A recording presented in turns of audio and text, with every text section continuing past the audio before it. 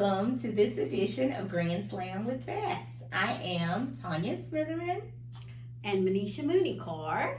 And we're with B.A.T.S and Associates School of Real Estate.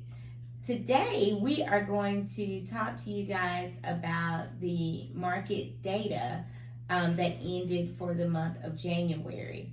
Last month we talked about how fourth quarter ended for 2020 and the end of December.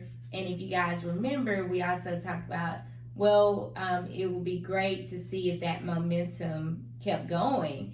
And believe it or not, the momentum is still going. So Manisha, tell us a little bit about the sales. Right. So Tanya, like I said, it looks like the momentum is still there, right? In terms of sales.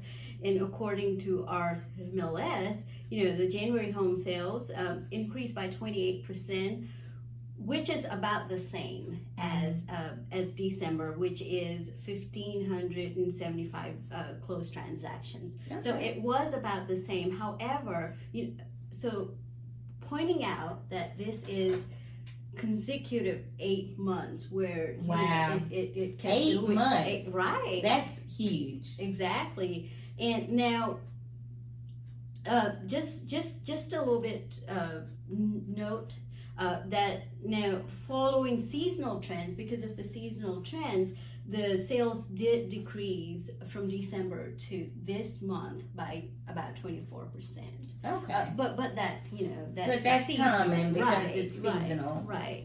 And also, let's talk about pricing. Okay. So, in median sale price in January, it was $235,000, which is about the same as December. So that price point has stayed. Still, that's awesome. Right. Wow. Still at the 10% that we talked about last month. That's huge. For the price values to increase by 10% month over month, that is huge. So that hasn't gone anywhere from last year to this year, still staying at that strong 10%. Yeah. So, it's homes that sold in January averaged about 26 days on the market. Okay. Which is a little bit longer than December, because December we said 23 days, so this time it's 26 days. So, but we still have that steam. We still have that momentum. It hasn't gone anywhere, right? Right, definitely. Yeah. Definitely. So, well, with the houses staying on the market 26 days, that's still really good. Exactly. Really good. Right. But what does that mean? That means that the inventory is gone quickly as well. It's still low. Yes, and we're not getting a lot of sellers listing their homes to keep up with the pace of those homes. So homes listed for sale decreased by 19.9%. Wow. 19% of homes decreased in January. And that was year over year. So looking at January of 2020 versus January of 2021, there was 4,038 listings last year in January. And this year, it's January 2021, there were only 3,236. Yeah. That is insane. Right. And so what does that mean? So that means that our inventory has decreased tremendously. Right. Yeah.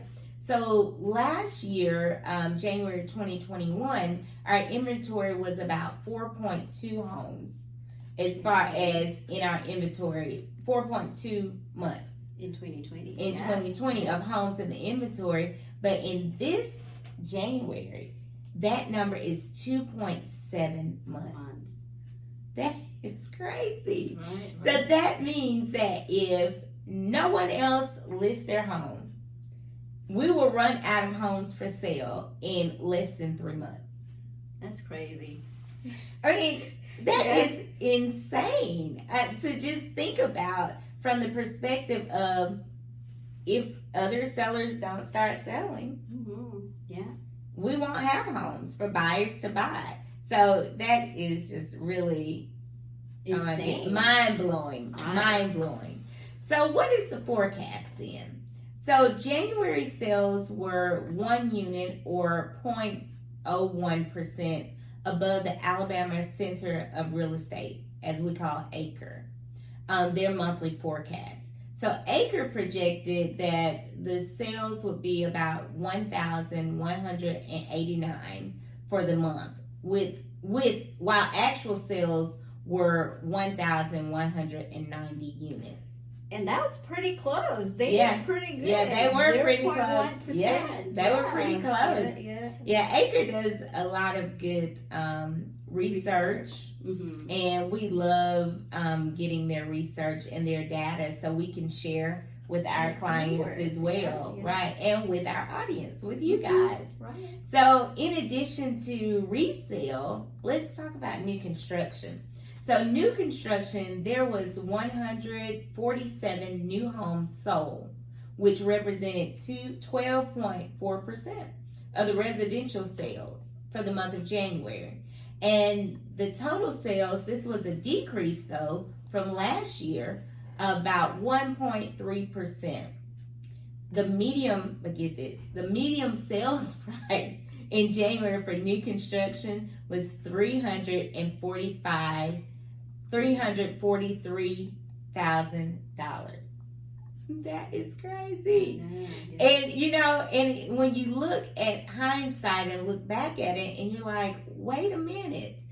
Manisha just told you guys that the average resale home price was $235,000. And then the new construction. $343,000. That is a big gap, a big difference. So what would cause that? So a couple of things that caused that to happen is during the pandemic, the cost of material have gone up.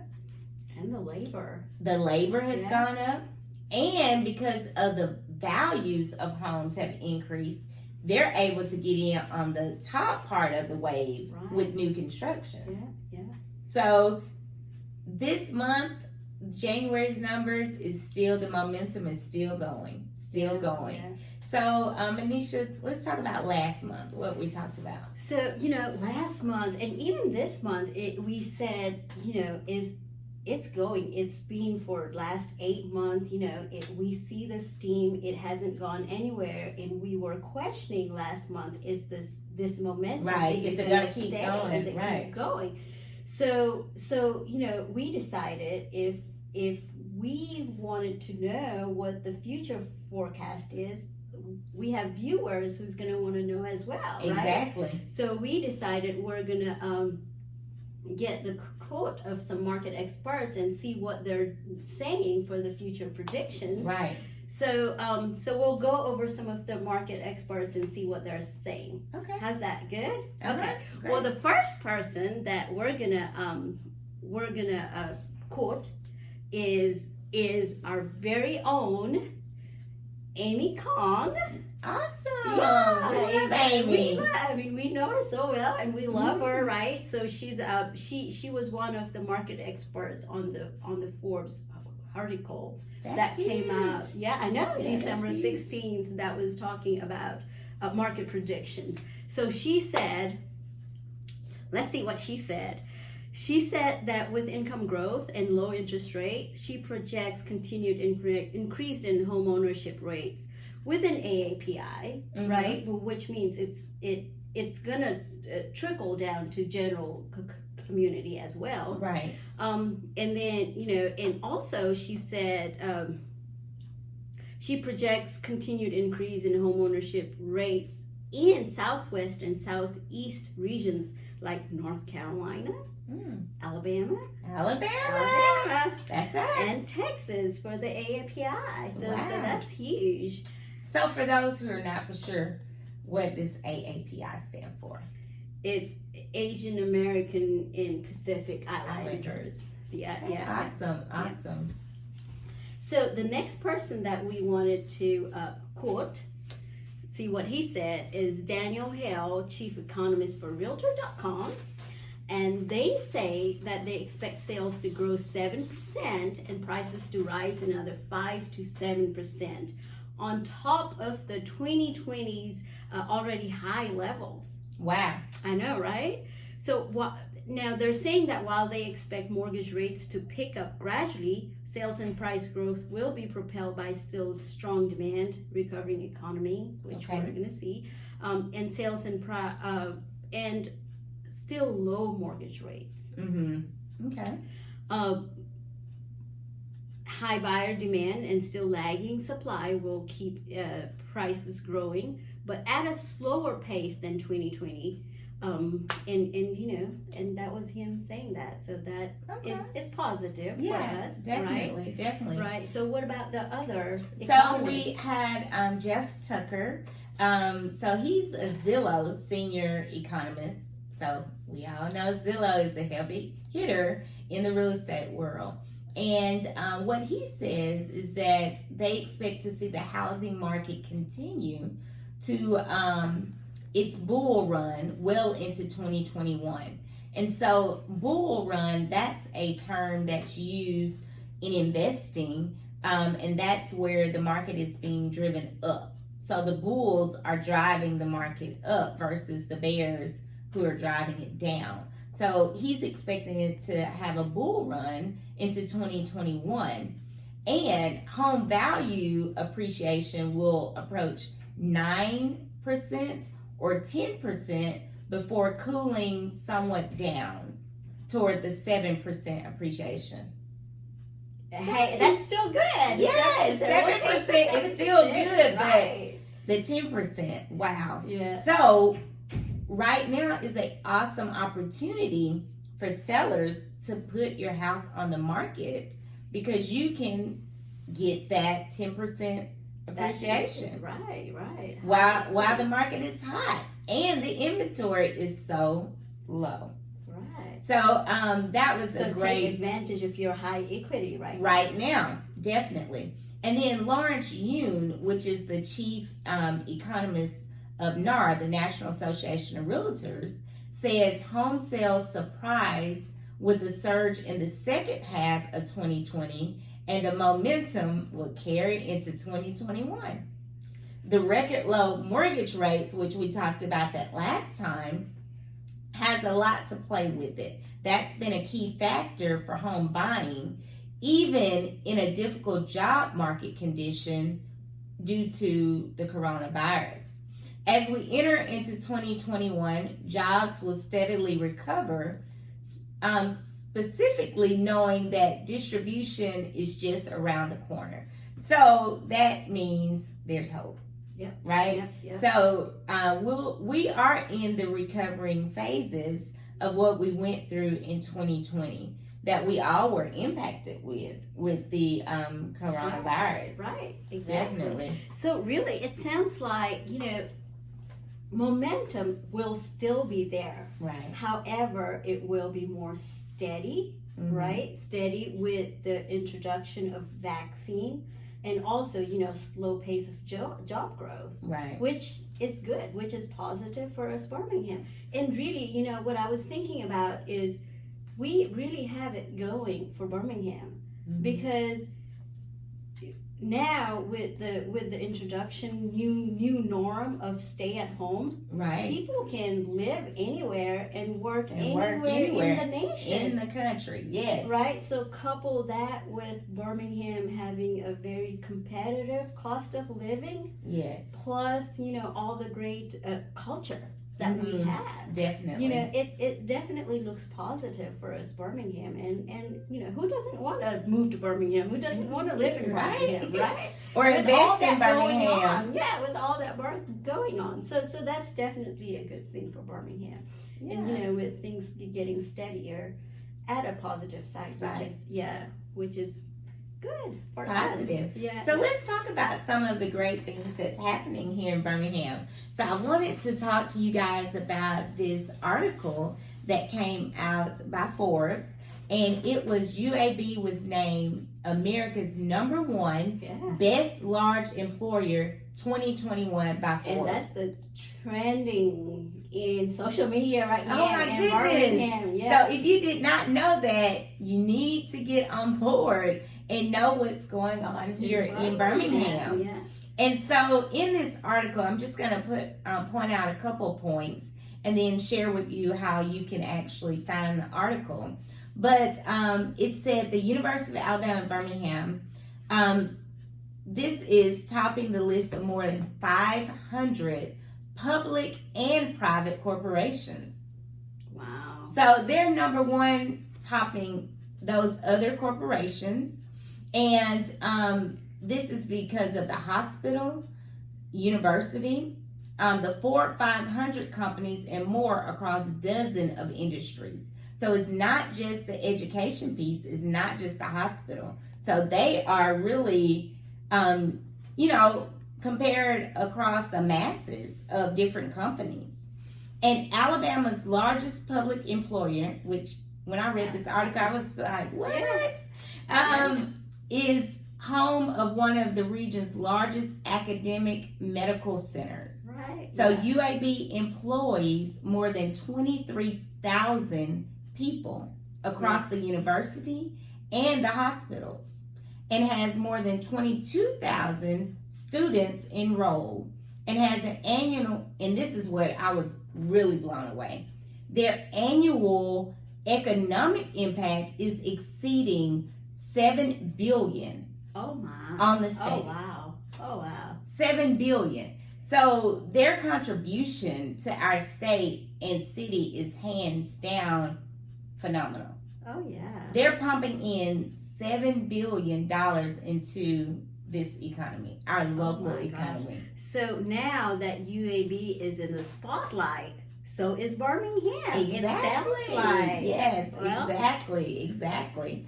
And then another thing that I want to point out was, in a year that was marked with uncertainty and triumphs as UAB navigated caring for a lot of the COVID-19 patients. Yeah. And pivoting research and trying to help with the vaccines and all of that. They had a lot going on last year. But on top of everything that they had going on, their employees still rated UAB as one of the best places to work. Isn't that cool? That says a lot. Yeah. When companies can go through adversity but really step up. Yeah. Really step up. Right. That's so amazing. You guys definitely should check out the article. We will post the link. It is on Forbes, entitled UAB named America's, not Alabama, America's #1 large employer 2021 by Forbes. Right. Great read. That's great. Yeah. Oh my gosh. Hey, things are changing for us. It is. Yeah, and that's why I say, who would want to live in Birmingham? That's right. Right. Let's look up. See what all we have going on. And with all the home prices going up like crazy, right? Oh, most definitely.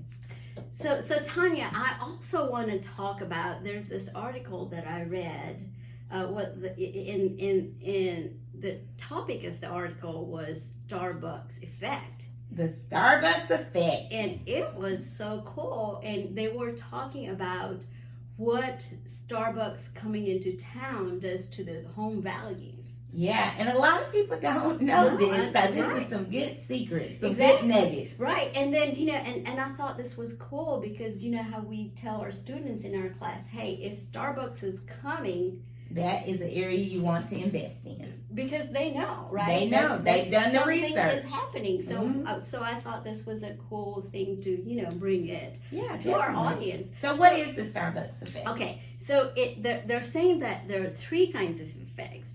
Number 1 is, so between 1997 and 2013, home closer to Starbucks increased by their value increased by 96%. What? Versus. Wait a minute. Say that again. So the home value increased by 96% versus if it had without the Starbucks would have been 65%. So that's 31% more. Just having the Starbucks in your neighborhood. Yeah, right. And they did a research. This is based on a study. Yeah. This is based on the data. So that's why I thought it was so cool. Let's talk about Starbucks effect number 2. So if the Starbucks comes in town, the value of the homes close by it spiked by 0.5% every year.